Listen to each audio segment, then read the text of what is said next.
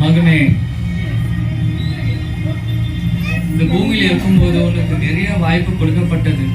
நான் உனக்கு கனவுல கூட வந்து பேசினேன், உங்க ஃப்ரெண்ட்ஸ் மூலியமா பேசினேன், உங்க அம்மா மூலியமா பேசினேன், போத்துகர் மூலியமா பேசினேன். ஆனா நீ அது எதுவுமே நீ நம்பல. நீ பாவம் செஞ்சு உன்னுடைய பாவம் இப்ப மரணமா ஆயிடுச்சு. இப்போ என்னுடைய ஜட்ஜ்மெண்ட் வந்து உனக்கு மரணமா இருக்குது. ஏன்னா பாவத்தின் சம்பளம் மரணமா இருக்குது.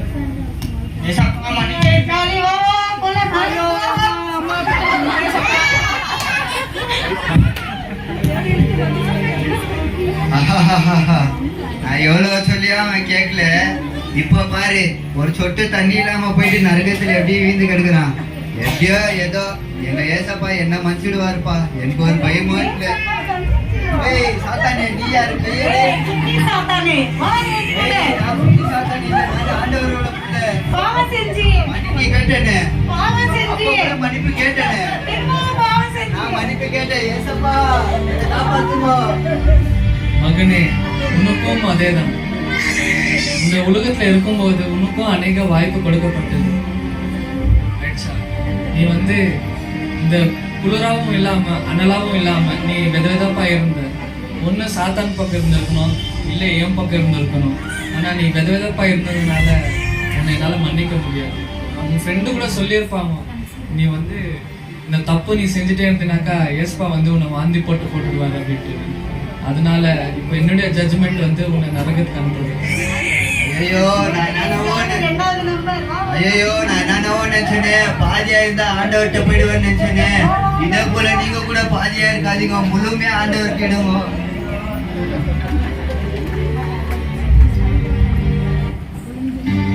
மகனே, நீ வந்து பூமியில இருக்கும்போது உன்னுடைய எல்லா கஷ்டத்திலையும் துன்பத்திலையும் வேதனையிலையும் எல்லாத்துலயும் நீ உண்மையா இருந்த. உன்னை கொஞ்சத்துல நீ உண்மையா இருக்கிறதுல உன்னை நான் அநேகத்துல உன்னை வந்து அதிகாரியா ஆக்குறேன். உன்னை என்னோட சந்தோஷத்துல உன்னை நான் கூப்பிட்டுக்கிறேன். வா, நம்ம போயிட்டு நம்ம எல்லாம் சேர்ந்து சந்தோஷமா இருக்கலாம். வா போலாம்.